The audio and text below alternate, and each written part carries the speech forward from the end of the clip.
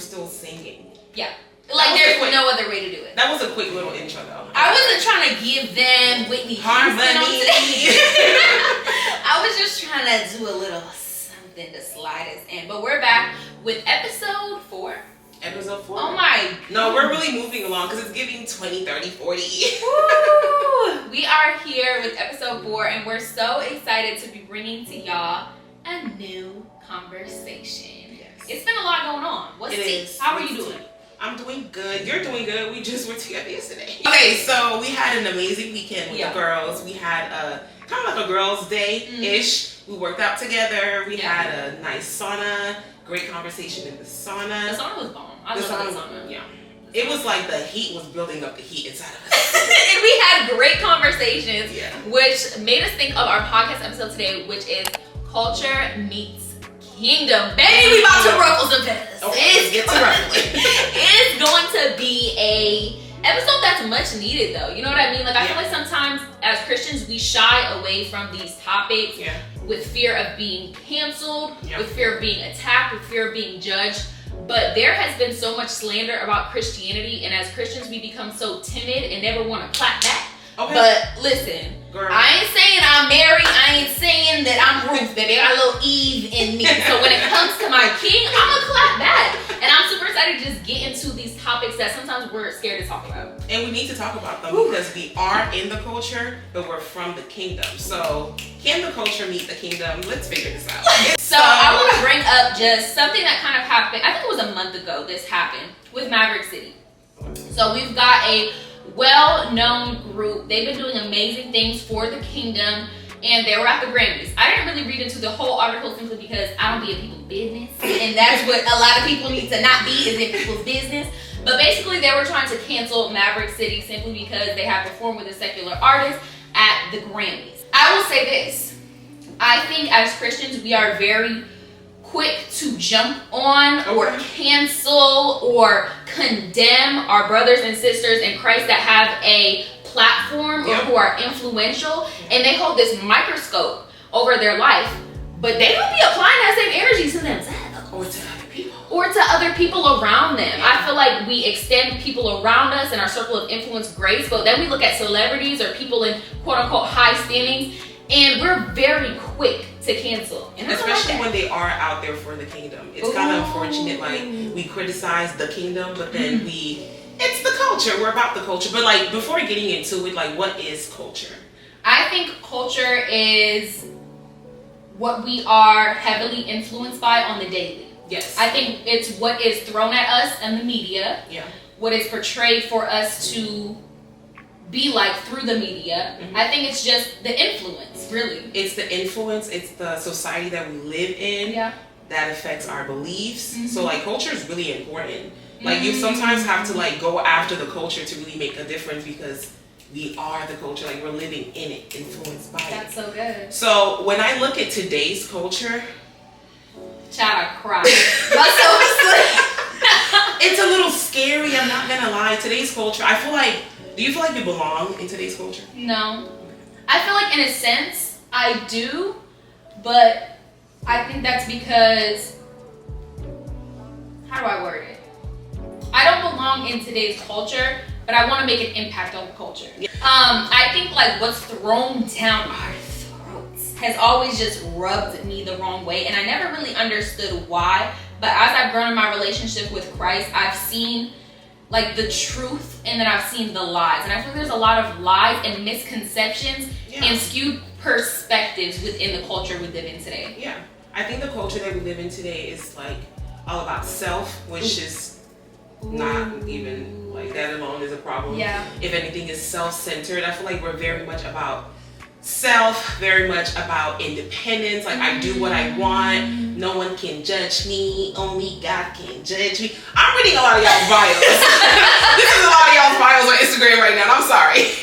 But I feel like we live in a very like, you can just do whatever you want. There's no consequences. It's okay. Wow. You know? And it's a culture really based on self-gratification. Yeah. If it makes me feel good, I'm going to do it, and nobody can tell me that I can't because I'm my own person. Yeah. One thing I have learned through my journey with Christ is humility. Okay. Right? Being humble, denying myself, self-control. Yes. One thing we lack in culture is self-control. And it's very frustrating, right? Especially as a mother, seeing my daughter having to grow up within this culture. And I think specifically the culture thrown at women is very, very disheartening because we live in a very free culture. Just let it go. No, literally. They invite us to be very sexual, positive, positive, like very independent, very like not self-loathing, almost self-loathing in a way, because you're so focused on yourself, like you end up hating half of yourself and you want to change yourself so much. So it really just all ties back in together. So I feel like it's important, even when you talk about having a daughter, I feel like it's so important to like instill those morals in her, because I feel like whatever you're going to be telling her, the culture and the world is going to be telling her otherwise. So you need to have like a strong voice in her life, so that she's like, she grows up, well, she will obviously, but she's going to grow up knowing all these things and not fall into the trap of the culture. And I think like also it's important to know that yes, the culture is real, we have to be aware of it, but the kingdom is just as real and more powerful than that. Of course. Exactly. And when people from the kingdom start to influence and change the culture, I think that's where things change. Because also as Christians, I've seen us I wouldn't say scared, but I think as Christians, I've seen a lot of us be intimidated by these big platforms that we just want to shy away from it. But our voice needs to be heard, because there can be change made with our voice, simply with our voice and the truth that's within us, which is Jesus. I mean, I think I can understand a little bit, or not understand, I can see why people would be intimidated, because like the Mavericks, like you said, they take a leap of faith and they go out there and then they're so quick to be canceled at the first thing that someone doesn't agree with, like the culture is saying right now. And even though the Mavericks, in my opinion, they're out on a good mission, like I don't know, like you were saying, we don't give ourselves enough grace, so it's just like tear them down. That would make someone else feel like I'm not about to step up there and do nothing, because I'm going to be under a microscope, and maybe I'm still a human, like maybe I'm still going to fall short on certain things, but if I'm going to be canceled and have my whole life ruined and like my whole family all up in it, then maybe I don't want to step up to the plate, which harms us. Basically, my question is, at what point do we hold influential people of the kingdom accountable of their wrongdoings? Like, how much grace are we supposed to give them? I think we can either, or at least what I've seen, is somebody overanalyze somebody's life, or there's no accountability for the person when they're blatantly doing wrong things, you know? So my answer to that question is, I would never publicly humiliate somebody, right? Yeah. So there's a lot of people who are like, I'm just trying to help you out, but we'll go make a whole YouTube video and slander somebody instead of sending them a private message really from the heart. I think it's all about your heart posture and your intention. Yeah. If you truly think that what they've done is wrong and it goes against the word, if you can bring that to them with your heart being in the right posture and not in a malicious intent, not wanting to tear them down, but genuinely concerned for their soul. I think that's a great way to do that, going to them in private. But that's not what I've seen majority of the time. We see cancel culture. Whatever I said when I was 18 and I'm now 30, like the fact that that's still being held against me is crazy. And it doesn't give you room to grow and to evolve. So it's crazy if the Bible is all about growth and evolving versus Satan that wants to just hold you to your past and the mistakes that you've done. To me, cancel culture aligns more with the devil, because you're trying to hold someone still. You're not letting them grow. You're not letting them change. Them be stuck in shame. Exactly. And what they've done in their past. And you deserve nothing now moving forward because of this mistake that you've made. Wow. Isn't that a little shady? Wow. And you know what? It actually makes me think of a celebrity who publicly had insane transformations. You know Boot Gang? He used to run in stores and be like, boom, gang, and like steal stuff. And now he is like an advocate for the kingdom. He's all about Jesus. Like, you go on his page and you're like, what happened? And I think when we don't allow somebody to go through their go-through, we attach them to their past, it doesn't allow them room to grow and to become the person that God wants them to become. Because let's think about Peter. Let's think about Paul. Paul was killing Christians. Paul was killing Christians. He was really street gang. Paul was killing Christians. And if we would have canceled Paul back in the day, there would have never been room for the monumental growth and the monumental impact he had within the kingdom. And think of the people canceling. Like, please. Because let's really get into it, even. If everyone had if I had cameras around me all the time, or like someone spying in on me every single thing that I'm doing or saying, I'm going to ruffle a few feathers here and there. Like, I'm going to upset somebody. I'm going to mess up at some point. So it's like, you doing the canceling, you're not even like an honest person. And it's not because you're evil, it's because you're human. Literally. And by nature, we were put into this earth with the inclination to sin. That does not mean do as you want to do, sin every single day, but it means that you're going to mess up. Yep. You're going to make a mistake. So the people trying to cancel people, are you acting like you never did nothing, baby? Yes. And are you still not perpetuating a culture that invites sin? Because remember, we're still in the same culture that wants you to live out loud. And be real loud. They want you to be very low. Very loud, very free, very promiscuous. Like, the women of today, I'm so sorry to disappoint everyone involved. Ooh. It's just suspicious. Yeah. It's very suspicious. And what's crazy is because, okay, here's what's crazy about it. I sometimes wonder, like, do y'all really believe the things that y'all say? Because I'm a woman, right? And I know how I feel deep down inside. And the things that y'all saying are okay. Wow. I know it's not okay. It doesn't make me feel okay. So it's like, are we convincing ourselves seriously? that we want to act this way? Because okay, so I have had so many inner thoughts about this. Because very much inner, and I'm glad they can be outer on today. I will see certain lifestyles, right? And I will see them live so loudly and so freely. And there's something always down on the inside of me that's like, are you actually okay with this? Yeah. Is there never a second thought? Is there never a time when you're just in a dark room and you're like, what am I doing? What am I? I think there is. has to be. I think there is, but those are not shown. Those are not photographed. So it's like the issue with those influencers, or like, because everything is going to have influence, right? So whoever is in this position, the issue with that is the people that you're influencing do not know that you be in that dark room asking that question, like, especially young minds, young girls.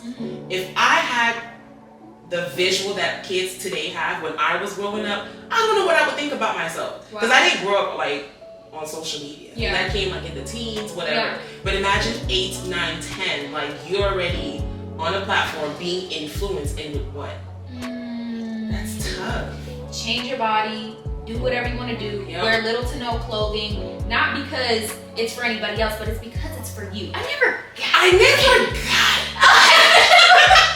I really never got that. Can we really get into But no, it? let's talk about it, because, and this is why I say there's room for growth. Quick testimony about me. I used to dress really promiscuous. And when I gave my life to Christ, there was a slow transformation that happened within the inside of me that showed up exteriorly. Is that even a word? It showed up on my exterior, right? So once I knew better, I started to do better, right? And now I think that it's my responsibility to also let women know that, hey, you don't really have to do all that to be beautiful. You know, I think that sometimes we're scared to say those things, but it's been my reality. Like, I've been on both sides of the spectrum. And I know that when I was walking in a very Jezebel spirit, I wasn't happy on the inside. And I'm not saying everybody who shows their skin is not happy. That's not the case. Yes, there's a certain kind of like beauty that comes with dressing modestly anyway. I feel like it's very, you can still be very sexy if you choose to be. Like, you know how like when you look at pictures from back in the day, you're like, wow, like these women look so graceful. It's a certain different kind of beauty. Like even the one-piece swimsuit, like it's just elegant. Like, don't you want to give elegant? Like, I really don't want to give sexy all the time. And speaking of that spirit, I remember like at some point, maybe 2 years ago, I asked myself like, damn, like why is my goal to be sexy with every single outfit? Like, I would get dressed and I'm like, oh girl, you look sexy. And I'm like, why is that my goal though? Like, I'm going to the store, like it's just very casual. And it's like, it's almost what I'm always seeing. So then you start thinking like, I need to be sexy every day or all the time, but it's like, why would you? So we get down to the why, right? The why. Why do we think that? Simply because that's what is being thrown at us. So I think just as much as that is a heavy influence, there also needs to be women who are walking in modesty, who need to be telling women, hey, this is also cool, because I feel like we don't have that. Like, we really have a lot of the other, but we don't have a lot of women advocating for modesty. And I'm not perfect. Let's just say that. Nobody's perfect. I'm gonna show a little shoulder. I'm gonna show a little kneecap. I'm gonna show something. Please. But I have had a significant change of where I've been up into now. So it is a journey nonetheless. You're not gonna be perfect overnight. But I think when you start serving God, when your heart is postured on Him,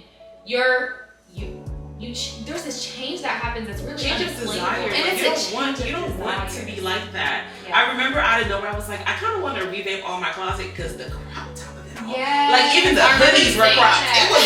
It was just a lot. Like it's cold outside. I'm in a crop hoodie. Please, what's the point? But I feel like more than even like that personal change, I feel like that would be criticized. So say you used to dress crazy a little bit and you decide to cover up. That would be criticized more than if you were always covering up and then you decide to change. Now that's empowering. The culture would tell you like, yes, like free yourself, yes, queen, yes. Like it's your body, your choice. Yes. But the flip, y'all about to come at us in the comments. So I know you follow her because I've been seeing her in her likes when I've been scrolling. Yes. What's her name? Liana? I'm sorry if I mispronounced it. Lauren. No. Liana B. She's a workout influencer. Yes.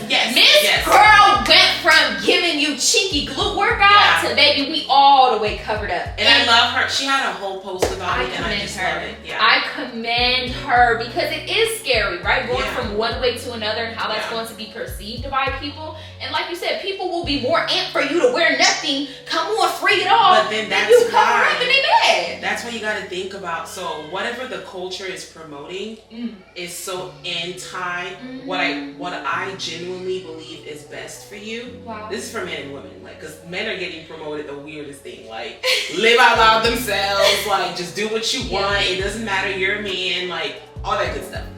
But it's it's going against what God says, and then I just think it's really fishy how that's what the culture promotes. And who reigns on earth? Who reigns on earth? Let's be very specific. Who reigns in the culture? Yeah, who reigns is the king on of earth? the culture? Yeah. Oh yeah, Satan and his little gremlins. Yes, and then he's going to perverse everything that God has blessed us with. Wow. He's blessed with. Hold on. Because God blessed us with a body, but Satan says use that body for something else. That doesn't glorify God. Okay. God has blessed us with money. Satan says worship money. Okay. Let's get real chilly. No, it's getting chilly. And even when, oh my gosh, during COVID, I just was so confused how like so many girls were coming out empowered by the whole OnlyFans situation. Like it was so evident. Like someone would tell you, it's COVID. Like I've lost my job. I need to make money. Oh yeah, of course. Like OnlyFans.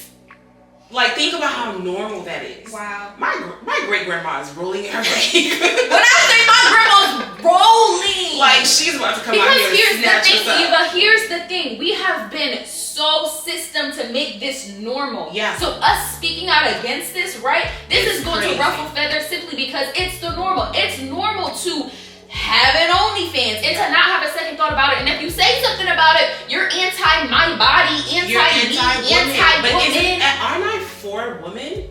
If I would like for you to cherish and value yourself, like, and it's so crazy because I have yet to see one good result from like an OnlyFans girl. Like I've yet to see the fruit that tree produced. The only result I've seen is them changing their life and being like, this is so much better than that. That's the only result. That's the testimony is the only thing that I see coming from that, because that is not sustainable. It's not. One thing I know about serving God is that He's a sustainable God. Yep. So He is giving us these principles and these parameters to live by, not to restrict us, but to save us from ourselves. And I think we really forget about that. Like God wants to save us.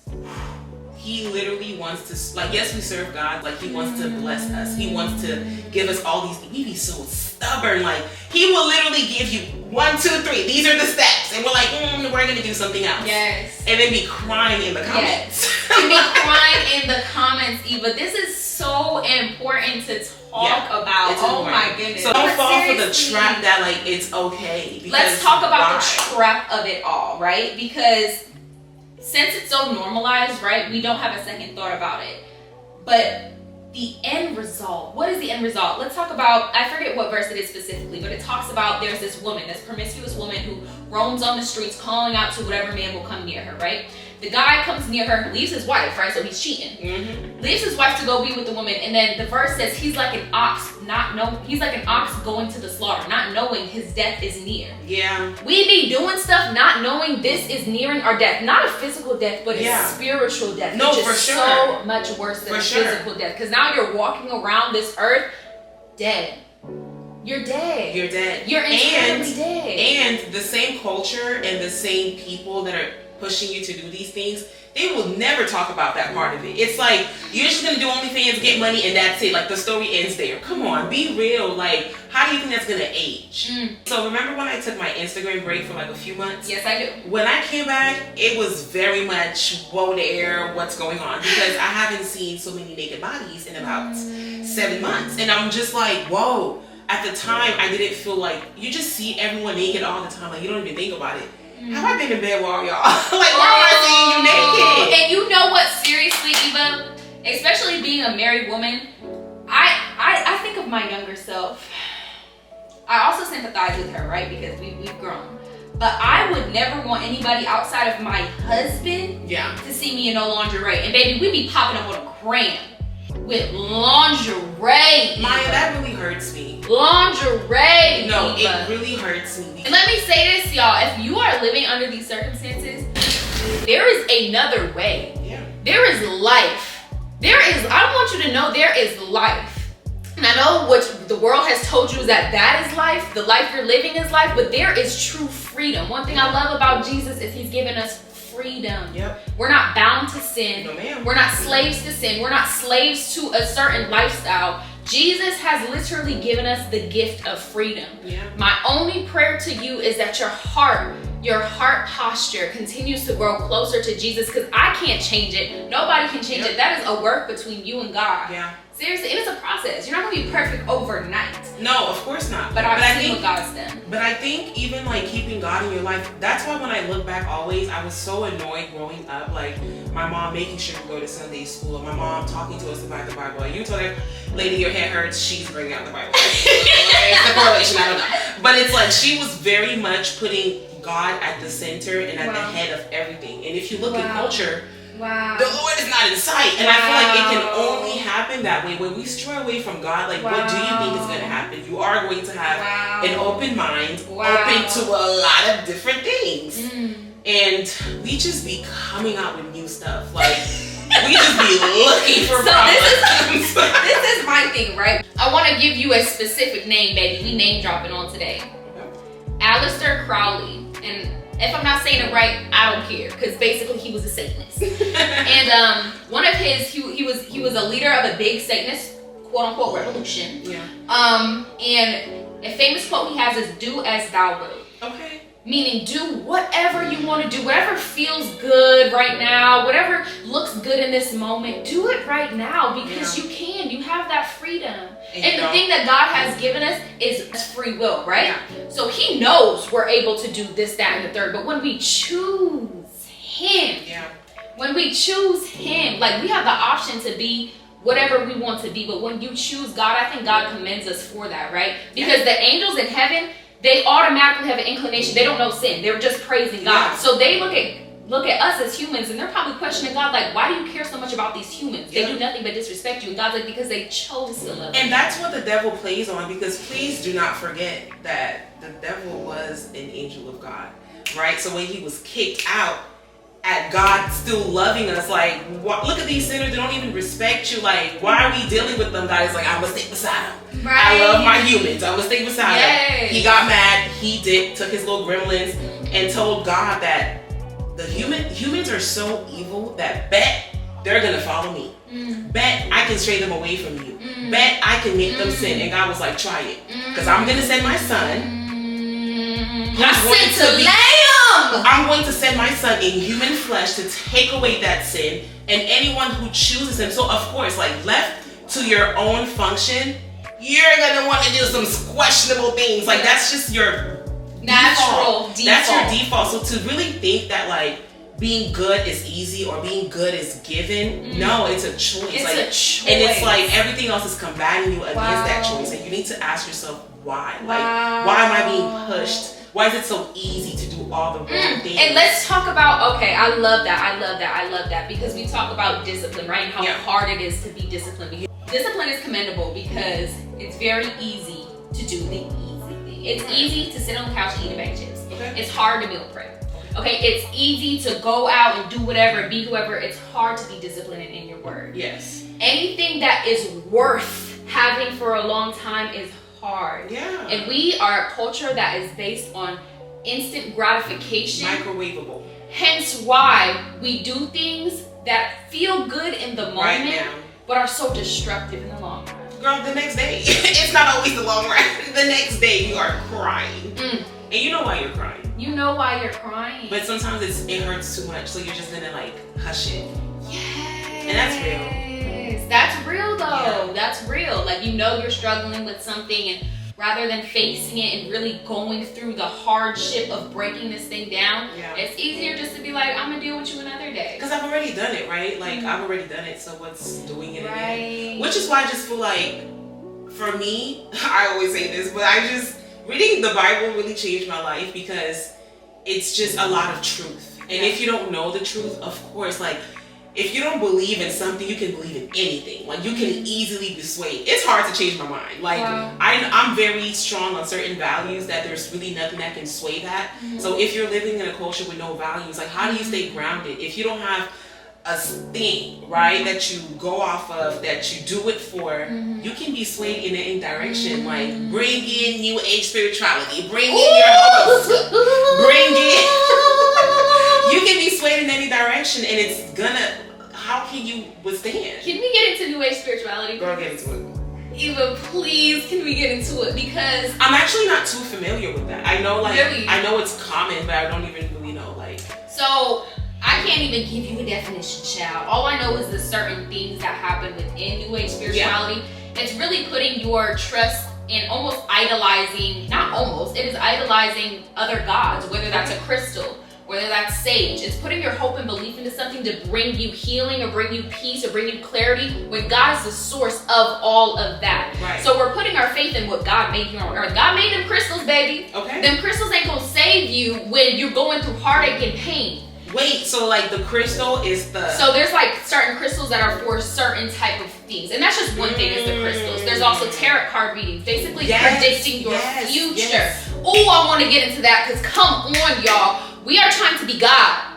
We are not God. Okay. We are not God and will never be God. So while you're trying to tell me what my future is and try to read my palm and give me an idea of what's happening, God is laughing at you because He is the author and creator of all. And why are you putting your faith into a human being at that? No, literally. What? That's the big thing, because I feel like there's a lot of that, even not with the crystals, not even with like a pastor. Like sometimes people even in the church, it's like you're believing in that pastor so much more than God. Like you're here for the human. Wow. Who is just a vessel, really. Like you should be chasing the main and thing. we were talking about that with church hurt, right? Yeah. How like some people really connect God so much to the church where they think God is the church. So when somebody in the church hurts them, they think God hurt them. Exactly. And they stray away. And then they stray away. It's really a lot. We go through so much as humans. We go through, and so much is thrown at us as humans. Like I think New Age spirituality always rubbed me funny because there's certain things where I feel like are blatant disrespects to God. Yeah. I think that's the ultimate disrespect to God because it's almost blasphemy in a way, right? God, you're not answering me on time. I don't even want to acknowledge that you're real, so I'm going to put my faith into something else and hope that it brings me what you're going to bring me. But it's not going to bring me what you want. You're going to bring me because you're God. Because you're God. What culture is doing is telling us that walking on the wide path, walking on the path of doing as you want to do, walking on the path of having no self-discipline, walking on the path of being who, whatever, whenever, however you want to be is the right way. And I will tell you that is the path of death. I'm telling you right now. Don't ever tell me I didn't tell you nothing, girl.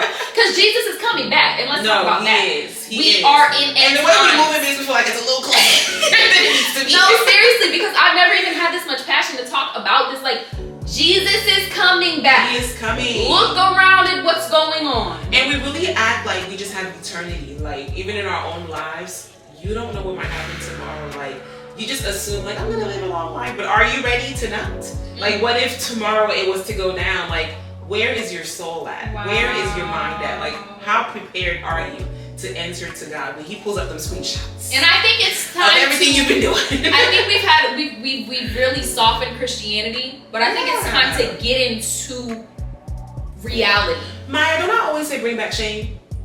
I always say that. I like that quote.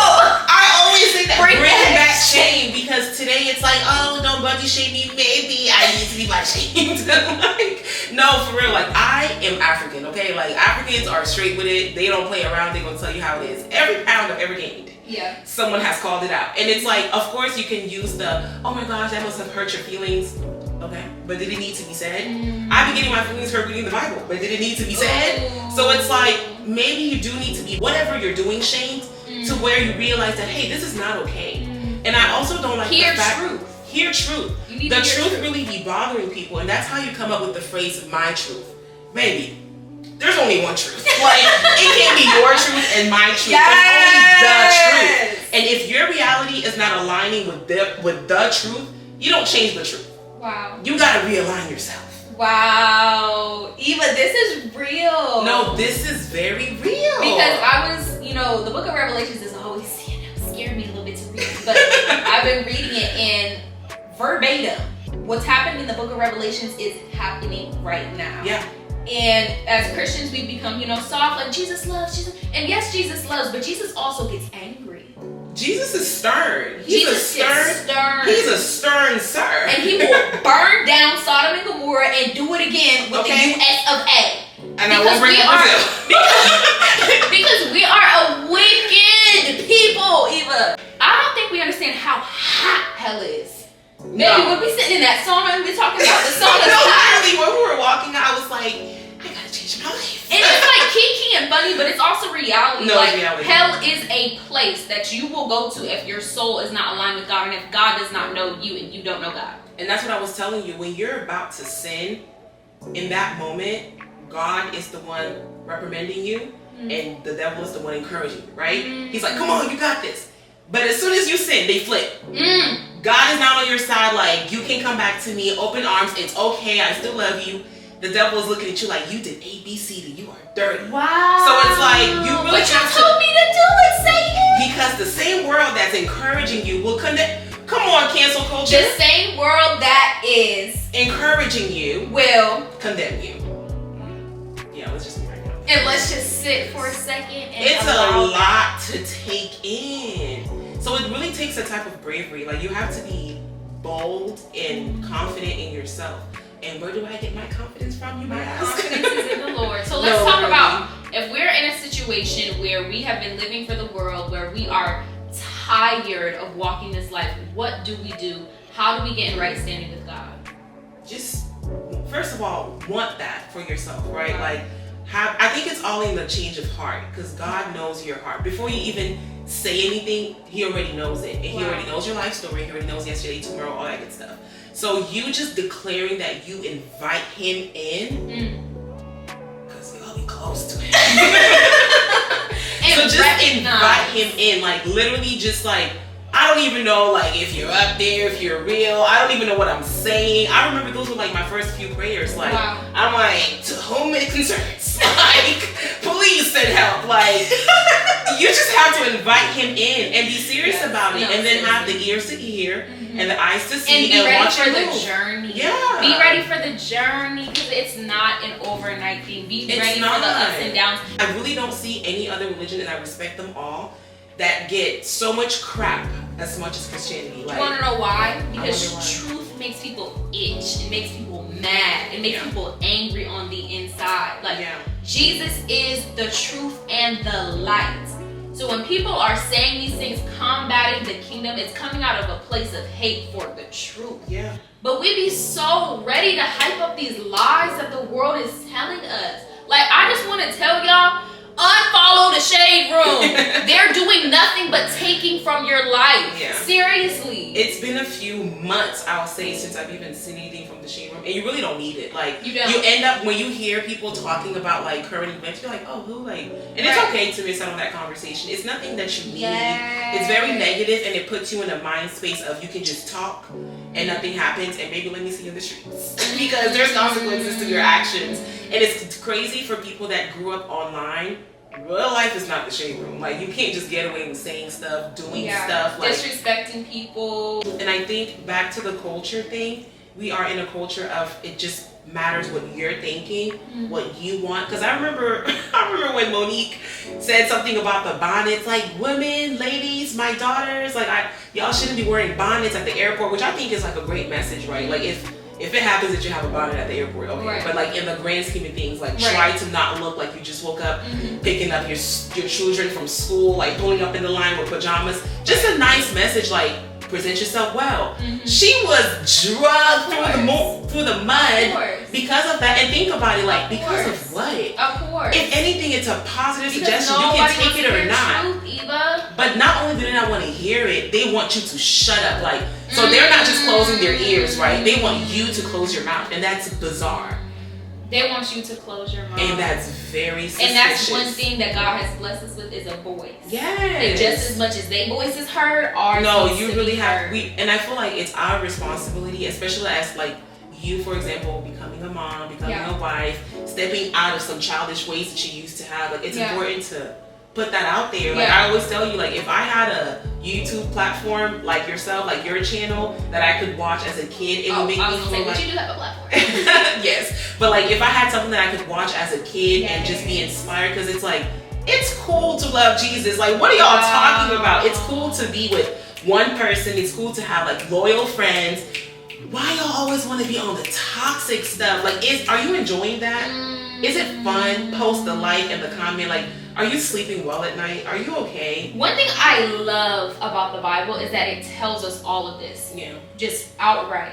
It talks about what a wicked lifestyle can produce and the fruits of that, and what a righteous lifestyle can produce. I especially love the book of Proverbs because in the same verse, it will give you that contrast of like the wicked stay up all night with their enemy, scared their enemies are going to get them, and then the righteous sleep in peace and rest. So I think, we've talked a lot about the culture and what the fruit of that can be. Let's get into the kingdom and what the true fruit of the kingdom can be when you center your mind on God. Yes, and I wouldn't say it's a loss because I'm not losing nothing from the culture because y'all not really giving me anything. Yeah. But when you exclude yourself from that, what fruit can be produced in the kingdom? And just saying, it may be a loss in your lifespan, but you really have to think about like your eternal life. So it's like this is really maybe a second in the grand scheme of things. So it'd be really unfortunate to enjoy, quote unquote, your life in the culture just to perish for eternity. Like I don't think that's worth it at all. Eternal life is my number one reason. Yeah, so this why is just I'm gonna stick beside. I'm gonna stick beside the eternal life. I'm gonna stick beside the eternal life because this is very temporary. Yeah. And our life is not our own, which I think we seem to forget again with the culture, saying that everything is ours and everybody wants to be everybody and be who you are. You want to control, alt, delete, paste. No, you are who you are. Yes, I think accepting, because another thing I see within the culture is wanting to change yourself, right? Yeah. When God has, with every single person he put on this earth, he made that person. He made that person with a purpose. And I think what culture wants us to do is to think that our purpose is not good enough. Yeah. So we need to change in some way, shape, or form. When at our core, we are who we are. Yeah. And I want to clarify that this is modern culture. Like, it wasn't always this way. Wow. Even when we, look at America as a country, it was a Christian country.